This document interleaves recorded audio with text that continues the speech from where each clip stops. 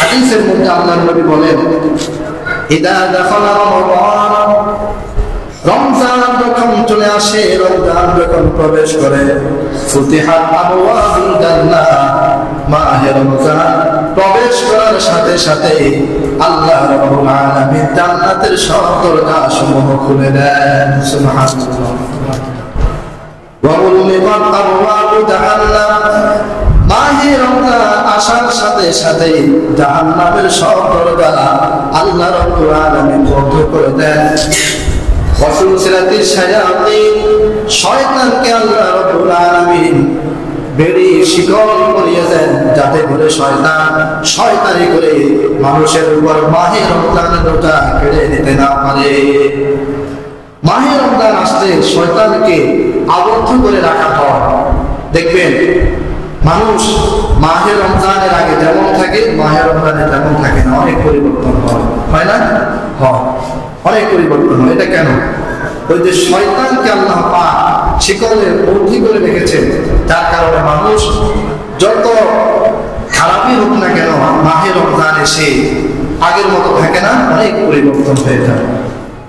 এই জন্যে মাহে রমজান যখন আসে, আল্লাহ রাব্বুল আলামিন জান্নাতের দরজা খুলে দেন, জাহান্নামের দরজা বন্ধ করে দেন, আর শয়তানকে শিকলে বন্দী করে দেন।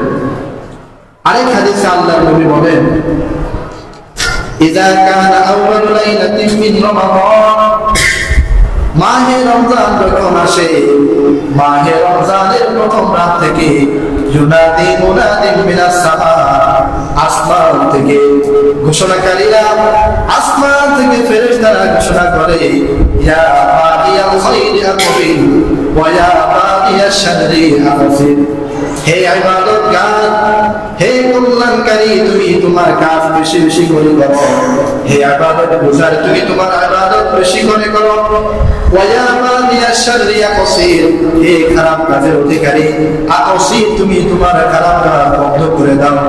হাদিস আল্লাহর নবী বলেন, ওয়ালিল্লাহি ওয়াদাকাউ মিনান নার ফি কুল্লি ইয়াউমিন ওয়া লাইলাতিন, মাহে রমজানের দিনে এবং রাতে আল্লাহ রাব্বুল আলামিন অসংখ্য মানুষকে জাহান্নাম থেকে মুক্তি দান করেন। সুবহানাল্লাহ।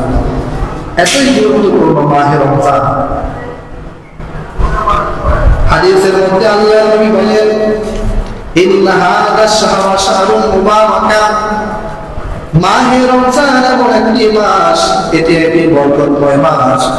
قد أظلكم شهر إن هذا شهر شهر مبارك, আল্লাহর নবী বলেন, জাআলাল্লাহু সিয়ামাহু ফরিদাতান ওয়া কিয়ামাহু তাতাওয়ান, আল্লাহ রাব্বুল আলামিন মাহে রমজানের দিনে তোমাদের উপর রোজা রাখাকে ফরজ করে দিয়েছেন, আর রাতের বেলা তারাবি পড়াকে নফল হিসাবে পূর্ণ করে দিয়েছেন। সুবহানাল্লাহ।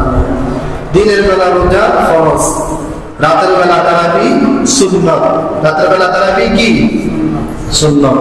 আরেক হাদিসে আল্লাহর নবী বলেন, নবীজি বলেন, ইন্নাল্লাহ আযজা ওয়া জাল্লা ফারাদা রমাদান, আল্লাহ রাব্বুল আলামিন রমজান মাসের দিনে রোজা ফরজ করেছেন, আর আমি ওয়াসানাতু কিয়ামাহু, আর আমি নবী মুহাম্মদুর রাসূলুল্লাহ রাতের বেলা তারাবিকে তোমাদের উপর সুন্নাত হিসেবে আবশ্যক করে দিয়েছি। অতএব কোন বান্দা যদি দিনের বেলা রোজা রাখে, রাতের বেলা তারাবির নামাজ আদায় করে, তো আল্লাহর নবী বলেন, খরাজা মিনাজ জুনুবি কায়াউমি ওয়ালাদাতু উম্মুহু, তার গুনাহ থেকে এমন ভাবে বেরিয়ে যায়, একজন মানুষ মায়ের পেট থেকে যখন বের হয়, সে যেমন নিরাপদ থাকে, নিষ্পাপ থাকে, একজন মানুষ যদি মাহে রমজানের দিনে রোজা রাখে আর রাত্রি বেলা তারাবির নামাজ আদায় করে, আল্লাহ রাব্বুল আলামিন তার গুনাহসমূহ মাফ করে দিয়ে তাকে নিষ্পাপ পবিত্র বানিয়ে দেন। সুবহানাল্লাহ। দিনের বেলা রোজা, রাতের বেলা তারাবি। আফসোসের বিষয় হচ্ছে, রোজা আমরা রাখি কিন্তু তারাবির ক্ষেত্রে অনেক ঘাটতি দেখা যায়। মনে রাখবেন, তারাবি এক সুন্নত, খতনে তারাবি আরেক সুন্নত, মোট দুইটা সুন্নত। কয়টা সুন্নত? দুইটা। কেউ যদি শুধু তারাবি পড়ে, সূরা তারাবি, তার একটা সুন্নত আদায় হবে তারাবি পড়া, কিন্তু আরেকটা সুন্নত থেকে যাবে, আদায় হবে না। আর যদি কেউ খতমে তারাবি পড়ে, তাহলে তার খতমে তারাবি পড়া এক সুন্নত, আর তারাবি পড়ার আরেক সুন্নত, দুইটা সুন্নত আদায় হবে। অতএব চেষ্টা করা খতমে তারাবি পড়া, তাহলে আমরা দুইটা সুন্নত পাবো। আজকে থেকে ইনশাআল্লাহ খতমে তারাবি আরো হালকা, আজকে থেকে এক পারা, বিগত 6 দিন ছিল 1.5 পারা, একটু বেশি ছিল, আজকে থেকে অনেক কমে গেছে, এক পারা কমে। জন্য সকলেই ইনশাআল্লাহ আমরা চেষ্টা করব 1 থেকে 20 পর্যন্ত তারাবি পড়া ইনশাআল্লাহ। তো আল্লাহর নবী বলেন যে দিনের বেলা জাআলাল্লাহু সিয়ামাহু ফারিদা, দিনের বেলা আল্লাহ পাক তোমাদের উপর রোজাকে ফরজ করেছেন, আর রাতের বেলা তারাবির নামাজকে সুন্নাত করেছেন। অতএব তোমরা দিনের বেলা রোজা রাখো, রাত্রি বেলা তারাবির নামাজ আদায় করো। আর কি করবে মাহে রমজান? আল্লাহর নবী বলেন, মান তাকাররাবা ফীহি বিখাসলাতিন মিনাল খায়র কানা কামান আদা ফারিদাতান ফীমা সিওয়াহু। যদি কোনো মানুষ মাহে রমজানে একটা নফল ইবাদত করে, একটা নফল আদায় করে, তাহলে আল্লাহ রাব্বুল আলামিন তাকে একটা ফরজ আদায় করার সমতুল্য সওয়াব দান করবে। সুবহানাল্লাহ। ওমান আদা ফীহি ফারিদাতান, আর যদি কোনো মানুষ মাহে রমজানে একটা ফরজ আদায় করে, কানা কামান আদা 70 ফারিদাতান, আল্লাহ রাব্বুল আলামিন তাকে 70টা ফরজ আদায় করার সমতুল্য সওয়াব দান করবে। সুবহানাল্লাহ। এরপর আল্লাহর নবী বলেন, মান ফাত্তারা সাইমান, যদি কোনো বান্দা অপর কোনো মুসলিম ভাইকে ইফতার করায়, কানা মাগফিরাতাল লিযুনুবিহি, তাহলে আল্লাহ রাব্বুল আলামিন তার জীবনে যত গুনাহ আছে সব গুনাহগুলো মাফ করে দিবেন। সুবহানাল্লাহ। ওয়া ইদকা রাগবাতিহি মিনান নার, আল্লাহ রাব্বুল আলামিন তার গুনাহ মাফ করে দিয়ে ক্ষান্ত হন না। নবীজি বলেন, আল্লাহ রাব্বুল আলামিন তার নামকে জাহান্নামের খাতা থেকে কাইটা জান্নাতের খাতার মধ্যে লিপিবদ্ধ করে দেয়। সুবহানাল্লাহ। ইফতার করাইলেন, সাহাবায়ে কেরাম প্রশ্ন করলেন, ইয়া রাসূলুল্লাহ, ইয়া হাবিবাল্লাহ, লাইসা কুল্লুনা নাজিদু, আমাদের মধ্যে সকল মানুষের সেই সামর্থ্য নাই, মানুষকে প্রতিদিন পেট ভরে ইফতার করানো সকলের সেই সামর্থ্য নাই, তাহলে আমরা কি করব? তো আল্লাহ নবী বলেন, ইউতিল্লাহু হাযা সাওয়াবা মান ফাত্তারা সাইমান আলা মাসফাদিলাতিন আও তামাওয়াতিন আও শাওয়াতিন মিন মাইন, যদি তোমাদের কারো অন্য কাউকে পেট ভরে ইফতার করানোর সামর্থ্য না থাকে, তাহলে হে আমার সাহাবায়ে কেরাম, তাহলে তোমরা 1 চুমুক দুধ অথবা 1 গ্লাস পানি দিয়ে হলেও অথবা একটা খেজুর দিয়ে হলেও অন্য মানুষকে ইফতারি করাও।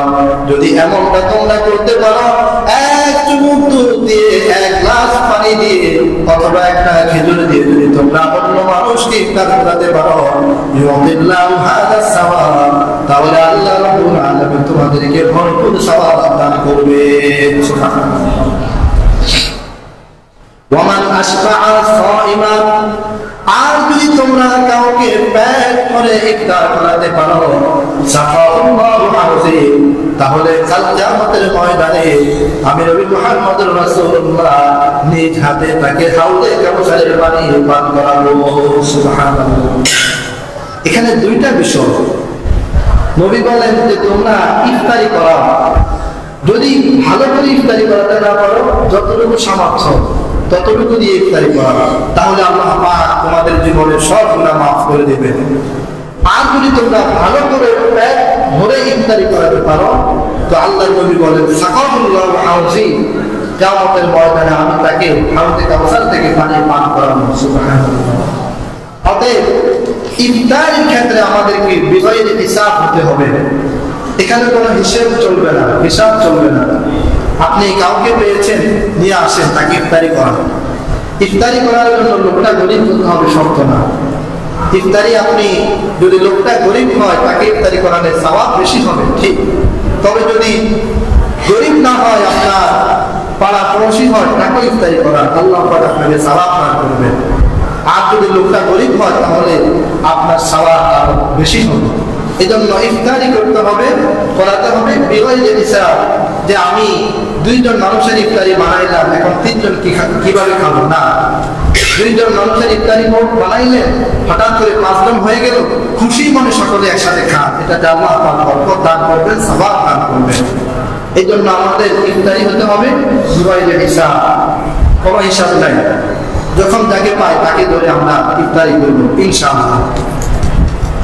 আল্লাহর নবী মাহে রমজানে আমাদের কি কি কাজ সেগুলো বলছেন, যে 1 নম্বর দিনের বেলা আমরা রোজা রাখতে, 2 নম্বর রাতের বেলা তারাবির নামাজ পড়ব, 3 নম্বর মানুষকে আমরা ইফতারি করাবো। এরপরে আল্লাহর নবী বলেন ওয়াহুয়া শাহরুল আউয়ালুহু রাহমা ওয়া আওসাতুহু মাগফিরাহ ওয়া আখিরুহু ইতকুম মিনান নার। এটি এমন একটি মাস, এই মাসে আল্লাহ রাব্বুল আলামিন প্রথম 10 দিন রহমত নাযিল করেন, দ্বিতীয় 10 দিন মাগফিরাত নাযিল করেন, আর তৃতীয় 10 দিন আল্লাহ পাক নাজাত নাযিল করেন। 3টা ভাগ, রহমত, মাগফিরাত, নাজাত। এর অর্থ এই না যে প্রথম 10 দিন শুধু রহমত আসে, মাগফিরাত আসে না, না, এটা একটি ভাগ শুধুমাত্র, কিন্তু পুরো রমজান আমাদের জন্য রহমত, পুরো রমজান আমাদের জন্য মাগফিরাত, পুরো রমজান আমাদের জন্য নাজাত। অতএব রমজানে আমাদের 1 নম্বরের কাজ হচ্ছে আমাদের সকলের গুনাহ মাফ করে নেওয়া, আমাদের সকলের গুনাহ মাফ করে নেওয়া, এটি হচ্ছে 1 নম্বরের কাজ। একদিন আল্লাহর নবী এইভাবে মিম্বারে উঠলেন, উঠার সময় 3 বার আমিন বললেন, আমিন আমিন আমিন। সাহাবায়ে কেরাম প্রশ্ন করলেন, ইয়া রাসূলুল্লাহ, এমন তো কখনো দেখি নাই আপনি এইভাবে আমিন বলতে, মিম্বারে ওঠার সময় 3 বার আমিন বললেন কেন? নবীজি বললেন, হে সাহাবায়ে কেরাম, জিবরাইল এই মাত্র এসে আমাকে 3টা কথা বলেছে, আমি 3টা বদদোয়া দিয়েছে, আমি আমিন বলে সে বদদোয়াগুলো আল্লাহ পাকের দরবারে কবুল করে নিয়েছি। 1 নাম্বার, জিবরিল বলেছে যে ব্যক্তি তার বৃদ্ধ পিতা মাতাকে পেল কিন্তু তাদের খেদমত করে জান্নাত কামাই করতে পারলো না, সে ধ্বংস হোক। আমি নবী বলেছি আমিন, সে ধ্বংস হয়ে যায়।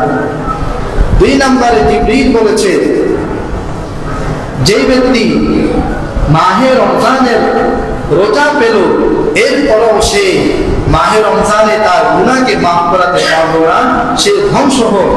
আমি নবী বলেছি আমিন, সে ধ্বংস হয়ে যায়। 3 নম্বরে জিবরিল বলেছে যার সামনে আপনার নাম উচ্চারণ করা হয় কিন্তু সে আপনার প্রতি দুরূদ পাঠ করে না, সে ধ্বংস হোক। আমি নবী বলেছি আমিন, সে ধ্বংস হয়ে যায়। নাউযুবিল্লাহ, নবীজি বদদোয়া করেছে। এজন্য মাহে রমজানে আমাদের 1 নম্বরের কাজ হচ্ছে যে আমাদের গুনাহ মাফ করাতে হবে।